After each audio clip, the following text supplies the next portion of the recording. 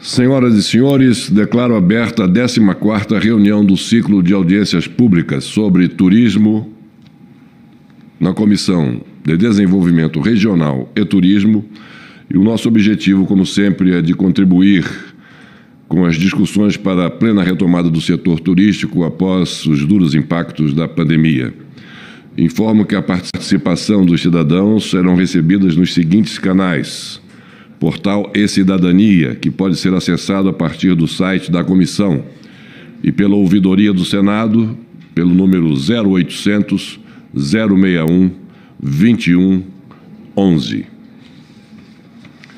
Excelentíssimas senhoras senadoras, excelentíssimos senhores senadores, senhoras e senhores participantes desta audiência pública, estimados telespectadores que nos acompanham pela internet, pela TV Senado e demais canais de vias de mídias sociais, com a proximidade, melhor dizendo, das comemorações natalinas, nossa penúltima mesa de debates neste ano discute a relação crescente entre atividade turística e espiritualidade.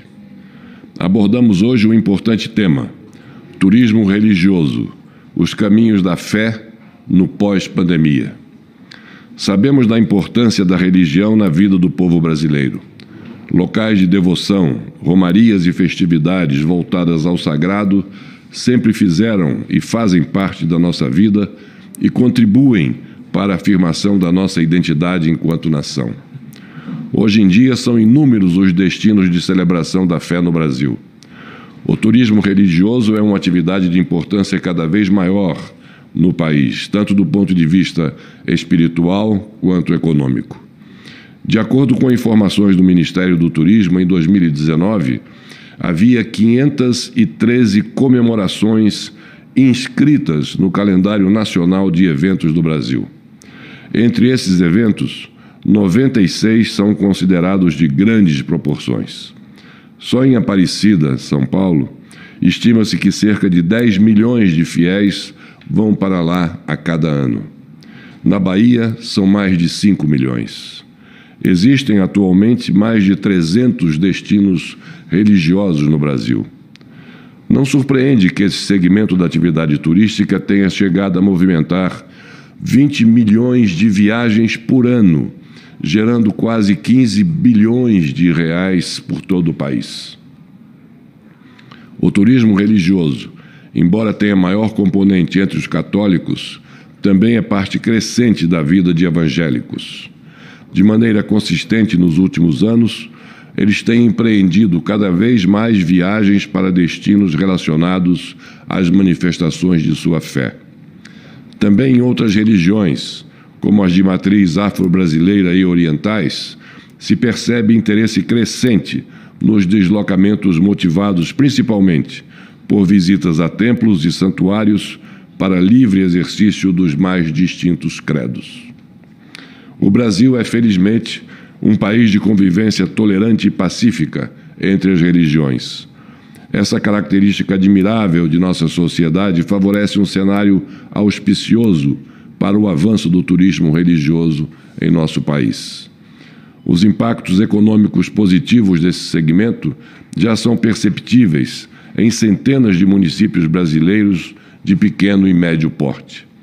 Um número considerável de pessoas e de pequenas empresas dependem diretamente dessa atividade, da qual sabemos o grande potencial na movimentação de recursos e criação de empregos.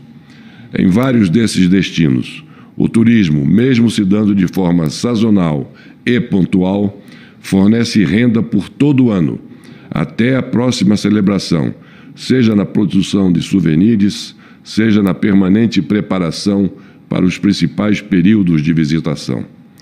Com frequência, os efeitos positivos se estendem para a melhora definitiva da infraestrutura da região envolvida. Isso aconteceu, por exemplo, no Largo de Roma, em Salvador, onde está localizado o Santuário Santa Dulce dos Pobres. Também no bairro do Brás, em São Paulo, após a construção do Templo de Salomão, sede mundial da Igreja Universal. É verdade que o turismo religioso, assim como toda atividade turística, foi duramente afetado pela crise sanitária.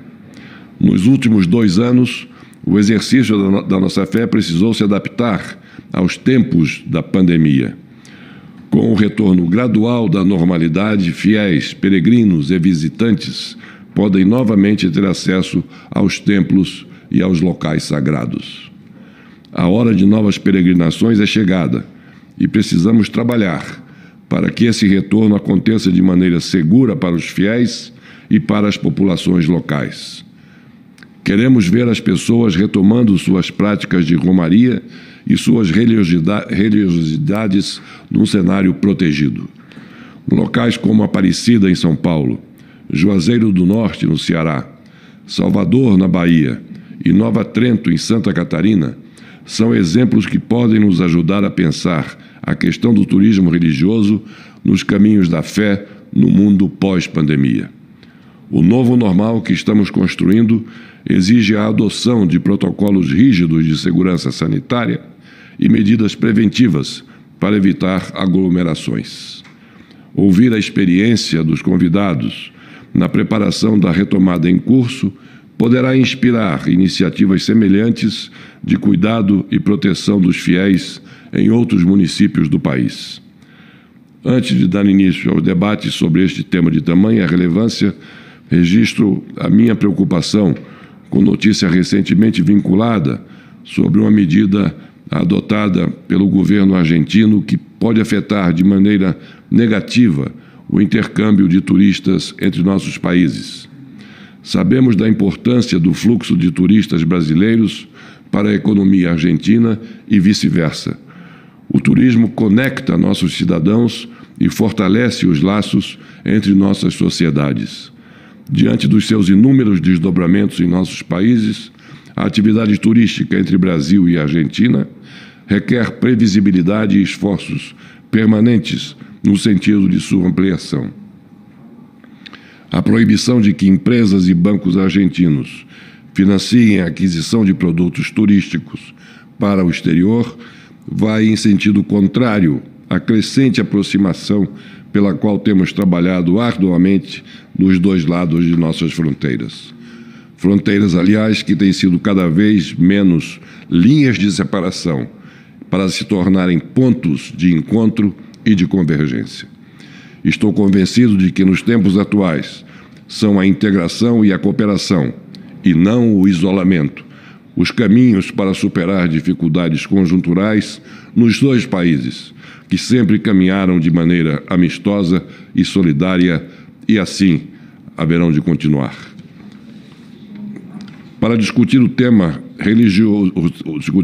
turismo religioso, os caminhos da fé no pós-pandemia, integro nossa mesa de convidados a senhora Nicole Facuri, diretora de Inteligência Mercadológica e Competitiva do Ministério do Turismo, a senhora Rosa Brito, representante do Santuário Santa Dulce dos Pobres, e o senhor Carlos Augusto Silveira Alves, turismólogo e mestre em turismo religioso. Antes de passar a palavra à primeira palestrante, eu gostaria de dar conhecimento de algumas das perguntas e comentários dos nossos internautas que foram selecionadas para a apresentação às senhoras e senhores palestrantes desta noite, para que no decorrer das suas explanações possam oferecer respostas a essas perguntas.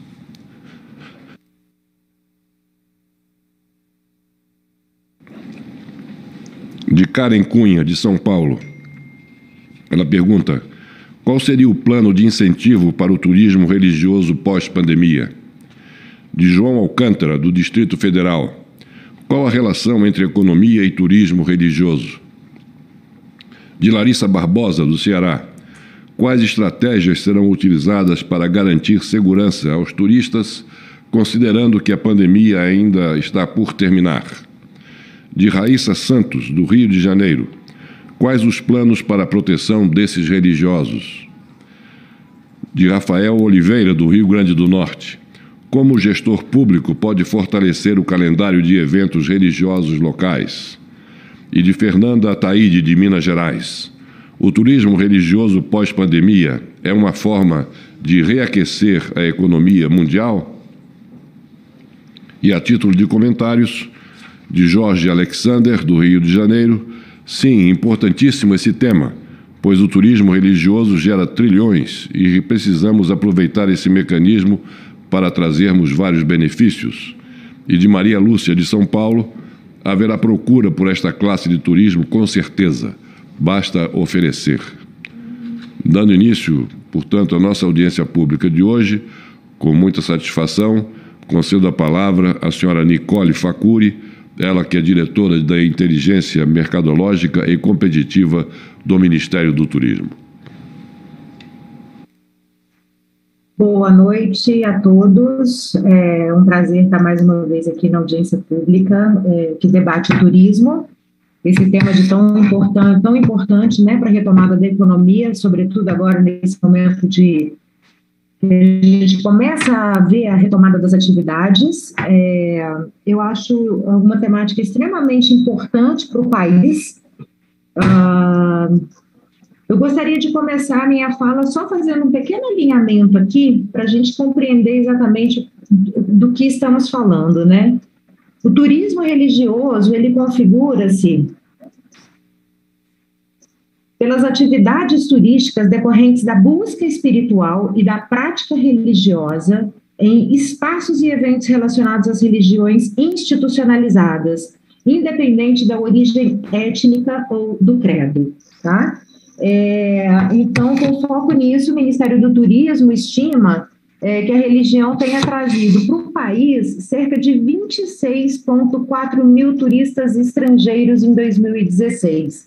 São os últimos dados que a gente tem levantado especificamente sobre a temática.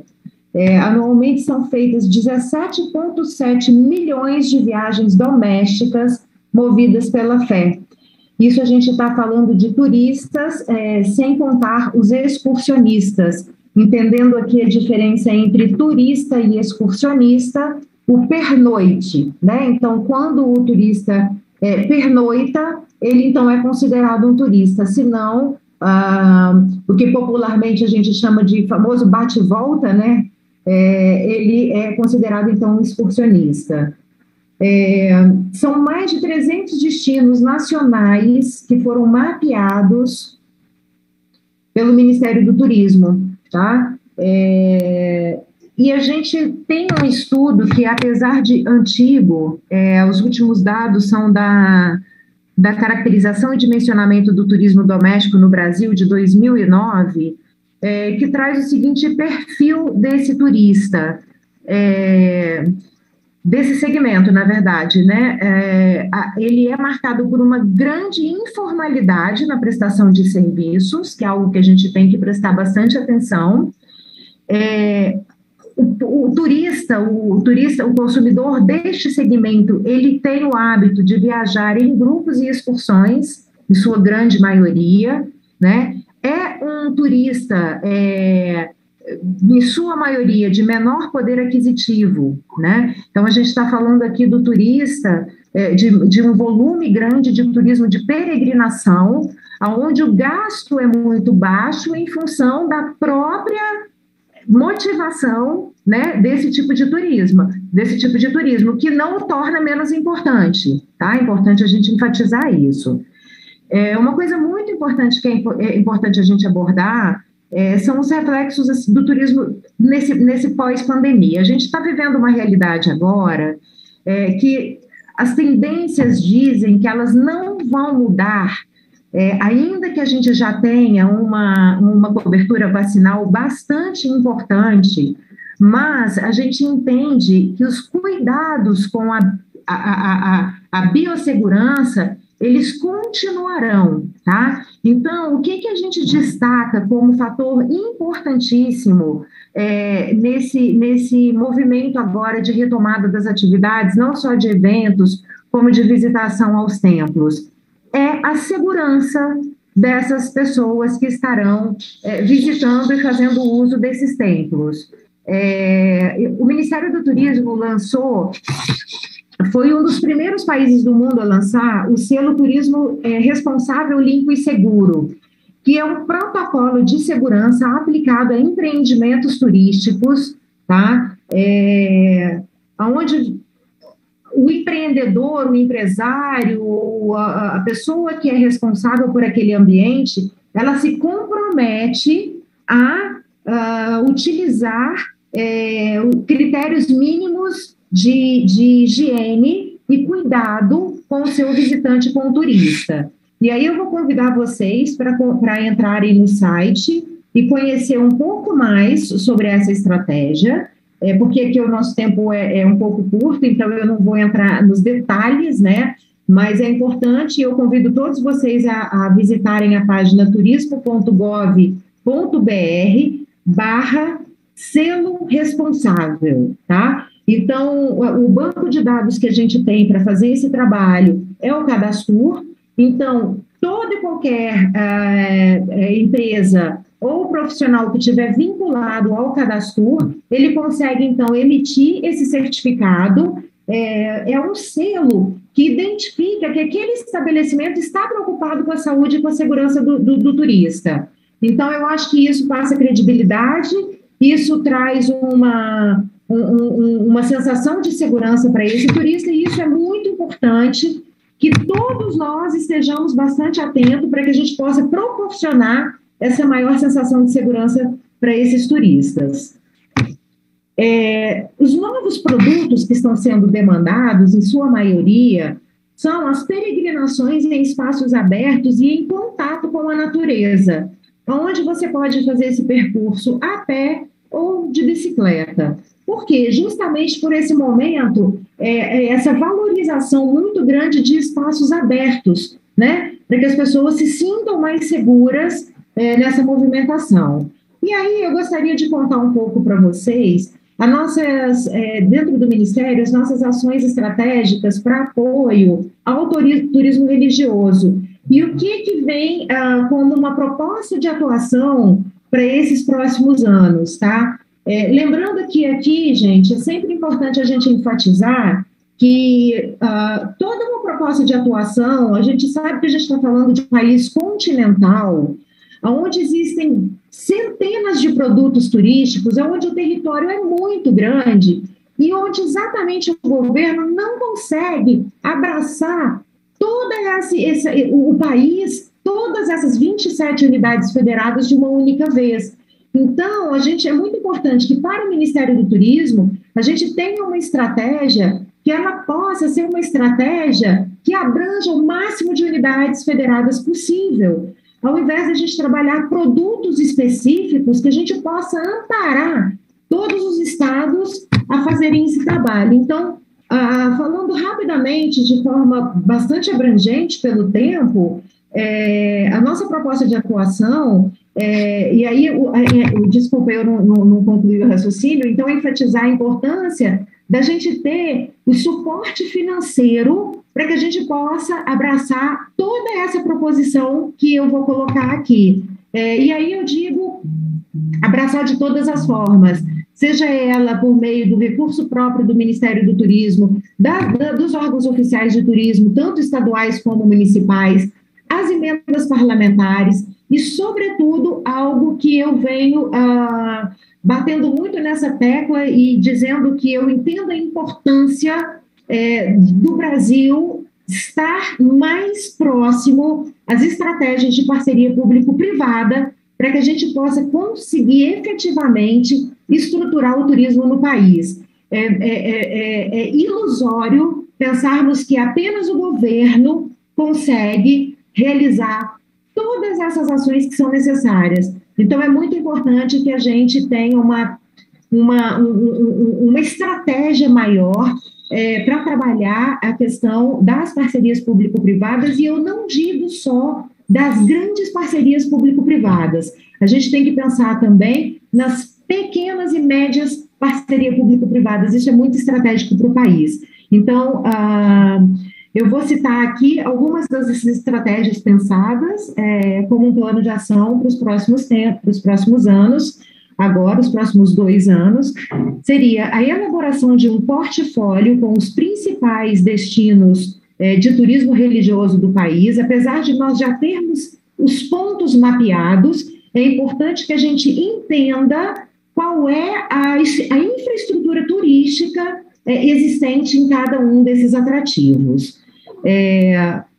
Elaborar o calendário nacional de eventos de turismo religioso para divulgar as principais festas e manifestações religiosas brasileiras e agregar valor à imagem dos destinos turísticos brasileiros. Quer dizer, não é só anunciar o evento, né? É a gente começar a trabalhar estratégias para que a gente anuncie o evento com toda uma estrutura já para o turista que vem de fora. Relações públicas, elaborar releases para que a imprensa possa divulgar os eventos e destinos de turismo religioso, né? Promover as principais festas e manifestações religiosas, incentivar o turista a conhecer os destinos onde eles ocorrem e também, muito importante, que eles conheçam os patrimônios imateriais relacionados a esse segmento, promover os destinos religiosos nas principais feiras de segmento de turismo religioso, né, visando ampliar a comercialização de produtos turísticos do segmento. Algo que é muito importante é a qualificação e fiscalização dos prestadores de serviço. Então, estabelecer quais são esses destinos de turismo religioso que devem ser foco prioritariamente dessa atuação, tanto de qualificação quanto de fiscalização desses prestadores de serviço turístico. E aqui eu digo mais, a gente poder incentivar a formalização, né? A gente sabe que muito disso não tem como formalizar, porque, por exemplo, quando a gente fala de uma peregrinação, de uma pessoa que está ali vendendo água, eventualmente, num ponto específico, mas tantos outros atrativos que a gente tem, que precisam ser melhor estruturados, né? E essa informação com relação a essa infraestrutura turística precisa ser comunicada, né? Como é que o turista vai despertar o interesse por algo que ele não conhece? Então, é preciso que a gente fomente essa temática. Outra coisa importante que faz parte desse plano de ação é a elaboração de edital para apoiar a infraestrutura turística e acessibilidade nos destinos de turismo religioso. E lembrando aqui, pessoal, que quando a gente fala em acessibilidade, nós não estamos falando apenas do portador de deficiência, e sim aquela pessoa com mobilidade reduzida, que é uma grande parte desse público, né, do turismo religioso. A gente sabe que são pessoas idosas, né? Então, enfim, gestantes, enfim, todo tipo de acessibilidade. A gente é o tipo do turismo que ele precisa ser acolhedor. Então, a acessibilidade é um fator fundamental. E, por último, a estratégia de apoio à atração de investimentos privados para destinos do segmento. Então, realizar ações de atração de investimentos em eventos próprios ou específicos do setor, apresentando um potencial econômico dos destinos e as possibilidades de negócio, tanto para investidores nacionais quanto para investidores internacionais. E aí, gente, só para finalizar a minha fala, eu volto a dizer, é ilusório pensarmos que o governo consegue trabalhar todos os vieses de estruturação da atividade turística. Assim, a exemplo de países que estão muito mais desenvolvidos e que possuem um fluxo turístico muito maior do que o que nós possuímos aqui no Brasil, a gente entender que é preciso trabalharmos parceria público-privada de forma muito responsável, claro. Isso, a parceria público-privada, ela traz uma grande responsabilidade para o gestor. Por quê? Porque nós temos que saber os pesos e as medidas. A gente precisa trabalhar um edital de concessão com muita responsabilidade, cuidado social, ambiental, econômico. Então, é claro que isso tudo é importante, mas é preciso a gente entender que concessão não é privatização, e que quando a gente trabalha concessão de serviços, a gente está proporcionando a melhoria da qualidade da prestação desse serviço para o público final, que é o turista. Então, eu agradeço muito a atenção de todo mundo, vou encerrando a minha fala por aqui, e fico super à disposição para o que for necessário. Muito obrigada, uma boa noite. Muito obrigado à senhora Nicole Facuri pela sua explanação, ela que é diretora de Inteligência Mercadológica e Competitiva do Ministério do Turismo. Com satisfação, passo a palavra agora à senhora Rosa Brito, representante do Santuário Santa Dulce dos Pobres. Boa noite a todos, a todas. Eu hoje estou aqui, na verdade não sou sozinha, né? Estou aqui com o gestor do Complexo Santuário Santa Dulce dos Pobres, Márcio Didier, e a gente vai fazer uma dobradinha nesse momento. Ele vai falar um pouquinho sobre a infraestrutura, como é que está funcionando o processo, o próprio case de sucesso daqui, né, do Santuário Santa Dulce dos Pobres, e eu vou falar um pouquinho sobre gestão de desenvolvimento territorial. Márcio. Boa noite a todos.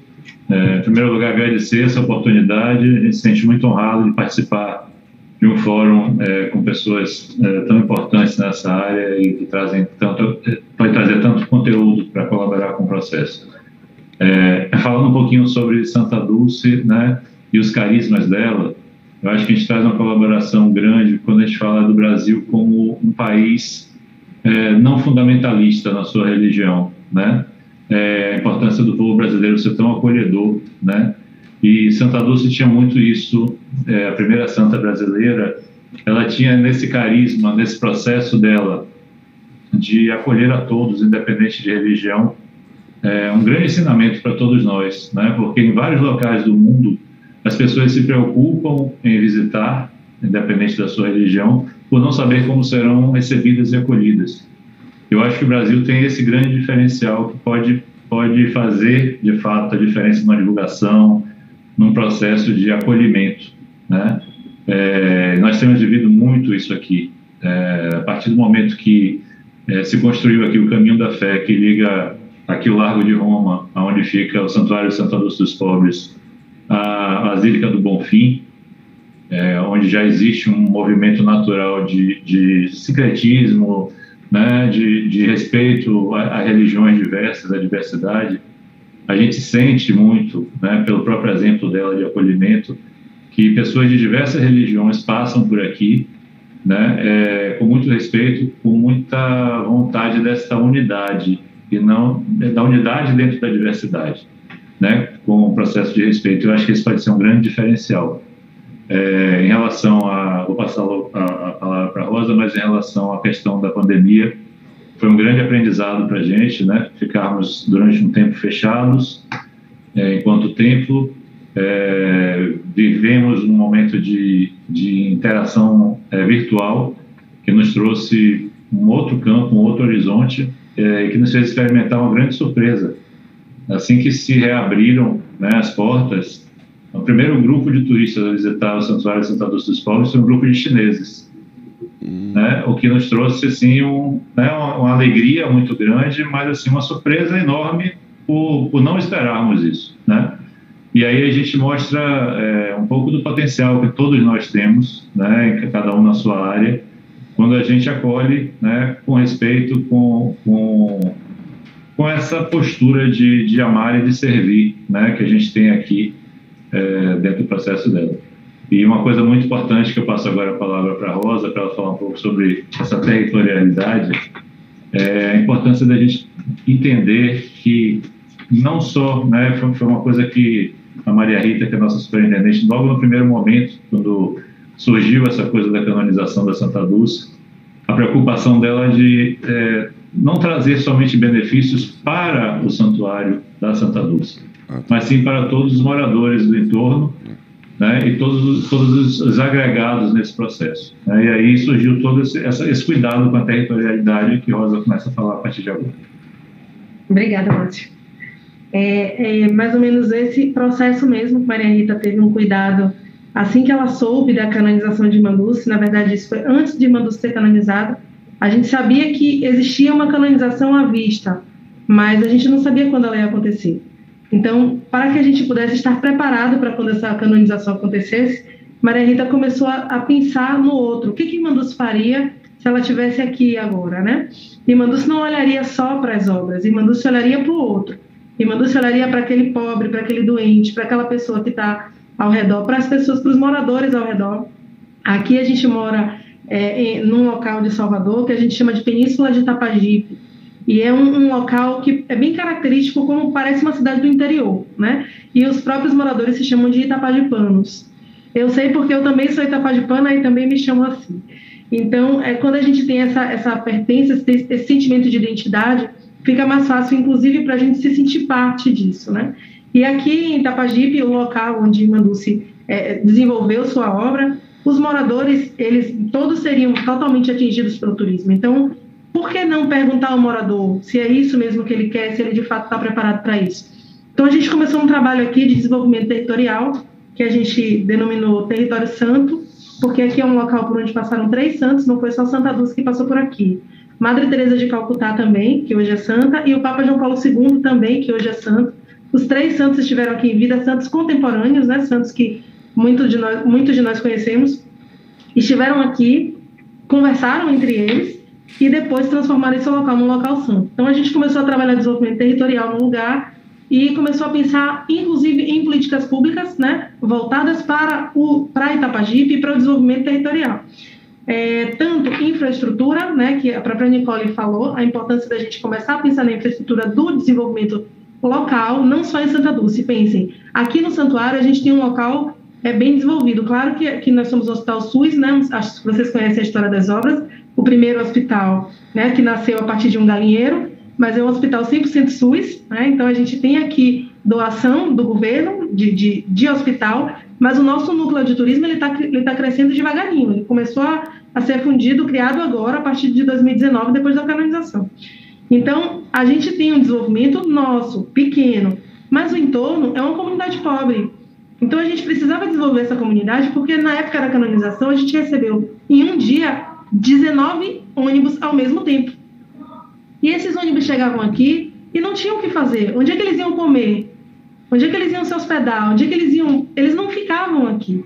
Eles iam para a Igreja do Bonfim, que é famosa, né?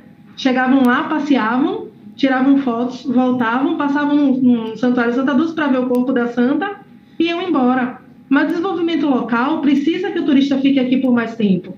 Então a gente começou um movimento que fizesse com que o próprio morador tivesse um empreendedorismo, né? Começasse a desenvolver o empreendedorismo para transformar aqui num local possível para os turistas. Então a gente começou tanto políticas públicas, né, em relação à infraestrutura, como incentivo a hotéis, restaurantes, né, bares, locais, outros locais de visitação. A gente tem aqui igrejas irmãs, não só o Bonfim, como a igreja de Nossa Senhora dos Alagados, que foi o lugar onde os 3 santos também pisaram, a Igreja da Penha, que é um lugar que Irmã Dulce também teve moradia, a Igreja da Boa Viagem, dos Mares, que são várias igrejas dentro dessa península que formam um roteiro turístico. Então isso já é um produto para a gente aqui em Itapajipe. Além disso, a gente tem outros locais e outras igrejas, tanto como o senador falou, de matriz africana, evangélicas, que também podem promover o turismo religioso e que a gente também tem incentivado para que isso não seja uma coisa específica de Santa Dulce. A partir disso, a gente começou a trabalhar com os próprios empresários locais, né? Começou a criar reuniões para que esses empresários pudessem ir influenciando o outro para que a gente pudesse crescer junto. A gente está nesse processo, durante esse processo veio a pandemia e a gente teve que dar uma parada, né? Para que a gente pudesse tomar fôlego e se reinventar. Hoje, a gente brinca aqui, vocês dizem que aqui em Salvador a gente tem uma igreja para cada dia do ano, né? Mas a gente tem mais, a gente tem 680 igrejas. Acreditem. Então, o número de igrejas para um turista vir visitar aqui é bem maior do que o número de dias para você visitar todas as igrejas. Você tem que ir pelo menos em 2 por dia. E só aqui no Santuário Santa Dulce a gente recebe cerca de 43 mil pessoas por mês. Então, um número desse que cresceu não foi mais depois da pandemia, que antes da pandemia, você não falou dos números. A gente cresceu, só para vocês terem uma ideia, né, de um número de 8 mil pessoas por mês, para uma média pós-pandemia de 44 mil, 45 mil pessoas por mês, né? Com a tendência crescente a partir do momento de reabertura. e falar também da importância da Pastur, né, ligada à CNBB, da Pastoral de Turismo, nesse trabalho, que tem desenvolvido um trabalho muito sério, muito voltado a um processo de troca, né, um processo, inclusive, ecumênico, de diálogo com as outras religiões, e tem facilitado muito esse processo, né, com a gente aqui. Uma coisa que nos facilitou muito, só assim, finalizando nossa participação aqui, nos deixando também à disposição, o fato de nós sermos próximos, colados ao hospital, né, dentro da obra de Santa Dulce, nos facilitou um treinamento muito bacana através do nosso setor de infecção hospitalar em relação ao Covid, né? Então, a gente se preparou muito durante o tempo que estava fechado para que recebêssemos as pessoas dentro de todas as normas, todos os processos de cuidados.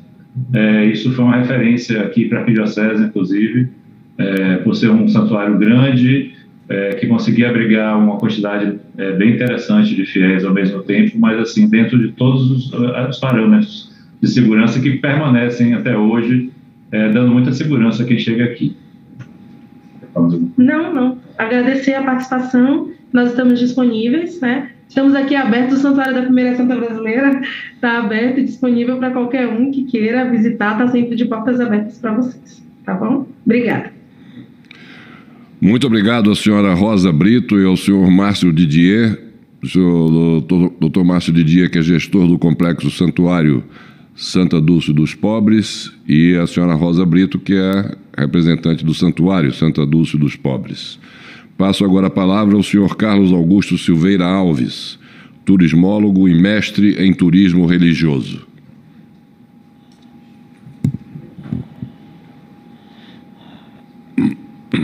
Oi, boa tarde. O importante é saber se estão me ouvindo. Me ouvem? Está muito baixo.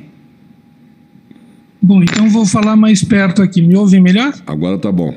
Ah, tá bem. Dizer que é uma honra estar aqui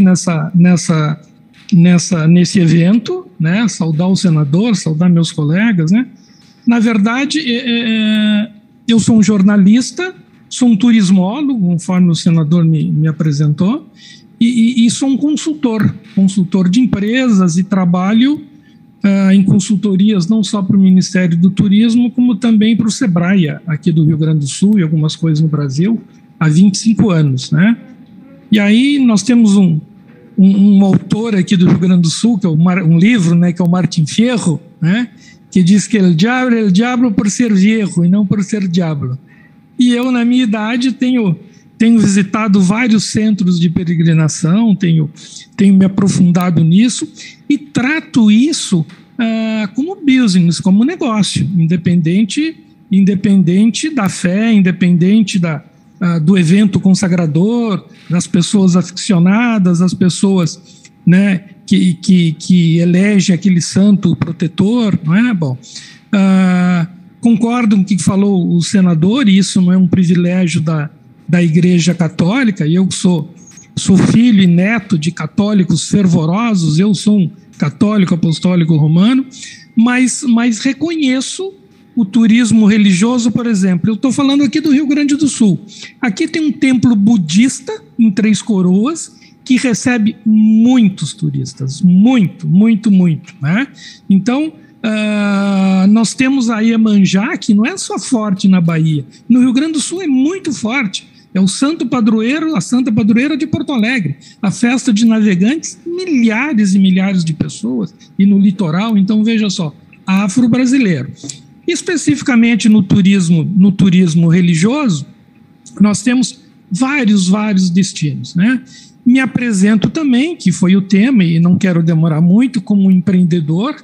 Eu sou empresário, eu tenho hospedagem e recebo peregrinos. Então, nada mais justo, e posso falar desse novo momento. Claro que nós temos preocupação do evento consagrador. O que é o evento consagrador? Por exemplo, a nossa santa de maior devoção é Nossa Senhora do Caravaggio. O dia dela é 26 de maio. Esse último 26 de maio foi feito um evento pela internet, híbrido, né? Poucas pessoas, com todos os cuidados. A gente continua a gente continua com essa preocupação, né, com todas essas questões de segurança, mas para nós é importante não só o evento consagrador, é importante aquele turista do dia a dia, não aquele que vai na festa do Círio de Nazaré, não aquele que vai na festa de Nossa Senhora de Caravaggio, aquele que vai nas festas de Paixão de Cristo, ou na festa de Navegantes. A gente trabalha com a possibilidade do turista, desse visitante, ir nesses destinos religiosos mais vezes, ou fora do evento consagrador, não só pelo cuidado em função da pandemia, mas talvez ele mesmo, para evitar aglomeração, muita gente, dificuldade de hotel, dificuldade de refeição. Então ele elege e escolhe umas outras datas para ir naquele evento, naquele lugar que ele elegeu, né? E fora do evento consagrador, que vão milhares ou milhões de pessoas. Então é nisso que a gente trabalha.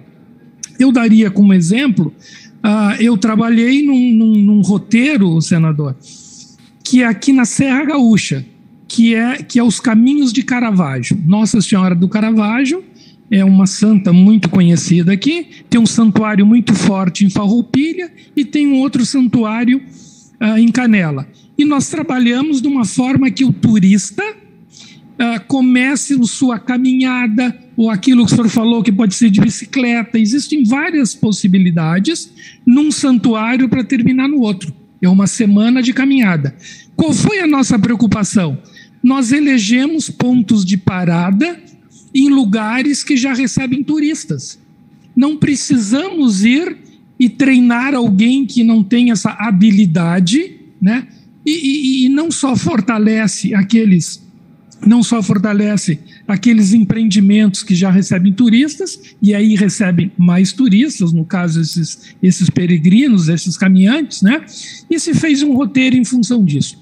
E até onde eu sei, ele está muito bem, muito. Eu tive agora num evento de turismo em Gramado e visitei um ponto de hospedagem, e para minha alegria, e alguém falou aí do quanto isso representa, ela diz, olha, o que me sustentou no tempo da pandemia, aqui é um lugar que a gente só recebia excursão, muita excursão. E com a pandemia parou, ninguém mais lota ônibus, agora que estão voltando as excursões. E quem sustentou o meu empreendimento foi esse turista peregrino, esse de bicicleta, esse que vinha caminhando. Todo dia eu tinha 10, 20, 30, né? E estou feliz da vida. Então, isso quer dizer o quê? Que bom, a gente conseguiu fazer essa proposta da qual a gente participou. Daria um outro exemplo. Eu hoje aqui estou falando com vocês, eu estou na região das Missões, na fronteira com a Argentina. Aqui são 7 povos das Missões. Também a mesma coisa, recebíamos muitos e muitos e muitos turistas. Em função da pandemia, grupos de terceira idade, grupos de estudantes. É muito comum no Rio Grande do Sul se aprender história do Rio Grande do Sul, e se diz que começou aqui no Lar das Missões, né? Aqui nasceu o Gaúcho, que o Érico Veríssimo escreveu, aqui nasceu, e é o único patrimônio da humanidade do sul do Brasil. Aqui nasceu o chimarrão, aqui nasceu o churrasco. Então recebíamos muitas excursões e com a pandemia parou. Mas este peregrino, esse 2, 3, 4, 5, 10, não parou de vir. Não parou de vir. Aqui algumas coisas não houve pandemia, né? Aqui é uma região de agronegócio, não houve pandemia. Todo mundo produziu, coisa boa. E para nós do turismo foi muito interessante. E essa retomada, que foi pelo que me convidaram, o que eu posso dizer? Está maravilhosa, maravilhosa. Esses feriadões para nós foi maravilhoso, os turistas estão vindo. Aqui nós recebemos, como vocês falaram, que ali no Santuário Santa Dulce, turistas do exterior. Infelizmente, foi o que o senador falou, a Argentina está complicado, né? Porque estamos na fronteira, e aqui os 7 povos têm uma ligação muito grande com o lado argentino, que está fechado, né? O Paraguai abriu e coisa e tal, e a gente está na expectativa. Mas aí a gente trabalha o turismo doméstico.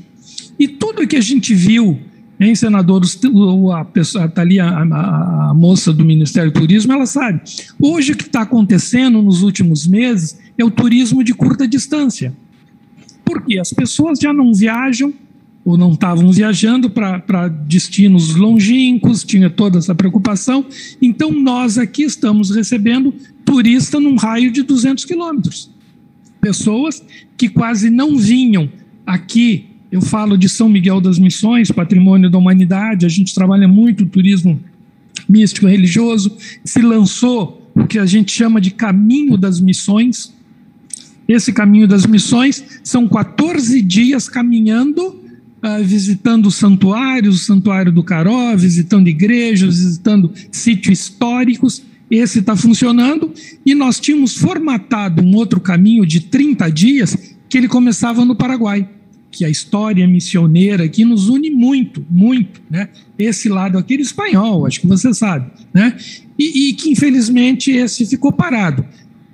Sentimos um pouco, claro, que o turista que vem de São Paulo, do Rio, ou que vem do exterior, como ele não consegue cruzar, dali a pouco ele fica frustrado, não vem, espera abrir a fronteira para vir. Mas estamos sendo muito compensados e recompensados pelo turismo doméstico, né? Todo com os nossos protocolos, a gente vem num crescimento. Até então, os decretos estaduais, você sabe, ou decretos municipais, que desde a última semana liberou geral. Antes nós trabalhávamos com nossa hospedagem com 50%, passou para 70%, o sítio histórico, né, patrimônio de fã, também tinha limitação de público, e de semanas para cá liberou, e tão logo liberou, o público começou a vir. Continuamos usando máscaras, continuamos exigindo ali o uso do álcool em gel, mas então, finalizando e dizendo por que eu estou aqui, né, e respondendo a algumas pessoas ali que logo perguntaram para o senador, dizer que está maravilhoso e que para mim é irreversível. Irreversível, não é um fruto só nosso aqui da região das Missões. A gente vê isso nos noticiários, né? E temos que nos cuidar, né, para que isso não desande, né? E dizer que estamos aqui, e trabalhei em outros roteiros, esses destinos religiosos, esses centros de peregrinação, eu conheço bem, porque foi não só no Brasil, como também no exterior, né? E essa força da religião, não só das pessoas que têm o seu santo padroeiro, mas às vezes pessoas de estudo. Eu recebo europeus que dizem, não, eu estudei a Contra-Reforma, veja só, na Europa, e sempre sonhei em vir aqui conhecer onde foi feito esse projeto utópico, e vem. E as pessoas que vêm para cá, é uma coisa incrível, sonhavam em vir para cá. E dá de tudo, pessoas se emocionam, entram ali e se emocionam, pessoas que dizem que se arrepiam, né? Então isso vai de acordo com cada pessoa. Trabalhamos muito, e agora mesmo, para finalizar, o atendimento. Todos, a princípio, atendem super bem, a qualidade nas hospedagens, trabalhamos o artesanato religioso para não ficar as pessoas frustradas, e claro, elas querem levar a sua lembrança de onde visitaram, né? Então, finalizando realmente, né? Aqui o Destino Missões, os outros destinos que eu trabalhei, e esses destinos religiosos no Rio Grande do Sul, ou por onde eu ando, e tive há pouco tempo em Nova Trento também, né? Eu acho que estão muito bem, né? Foi o que falou ali o Ministério do Turismo, né? É uma coisa que vem e vai continuar, e estamos super bem. Claro, e agradecemos mesmo toda essa preocupação do Ministério sobre o selo do turismo, sobre o registro do Cadastur, sobre cidades que tem que participar do mapa do turismo, a gente respeita tudo isso e está ali, né? Mas buscando sempre o empreendedorismo. Essas hospedagens estão muito satisfeitas, são 14 dias de caminhada, onde eles param nas hospedagens, e que independe de governo, independe de auxílio governamental, e estão ali fazendo o seu trabalho com todo amor e dignidade. Então, estou à disposição, agradeço mesmo, e que bom esse evento, essa audiência pública sobre o turismo religioso, né? E que acredite, senador, siga em frente. Tá? Muito obrigado. Muito obrigado ao senhor Carlos Augusto Silveira Alves, turismólogo e mestre em Direito, mestre em Turismo Religioso. Quero agradecer a participação nessa nossa audiência pública dos nossos internautas, das nossas ilustríssimas excelências, senhoras senadoras e senhores senadores, agradecer à senhora Nicole Facuri, à senhora Rosa Brito, ao senhor Márcio Didier, ao senhor, já aqui acabando de ser citado, Carlos Augusto Silveira Alves, pela participação nessa audiência pública. No dia 13 de dezembro, próximo, segunda-feira, às 18 horas, em encerramento ao ciclo de debates sobre turismo neste ano de 2021, estaremos realizando a 15ª mesa, com o tema A Retomada em Curso e as Perspectivas do Turismo em 2022, quando receberemos, na oportunidade, um representante do Ministério do Turismo, um representante da Associação Brasileira das Empresas Aéreas, um representante da Associação Brasileira da Indústria de Hotéis, um representante da Associação Brasileira de Agências de Viagem e o senhor Carlos Henrique Vilela de Vasconcelos, prefeito da cidade de Porto de Pedras, município do estado de Maceió.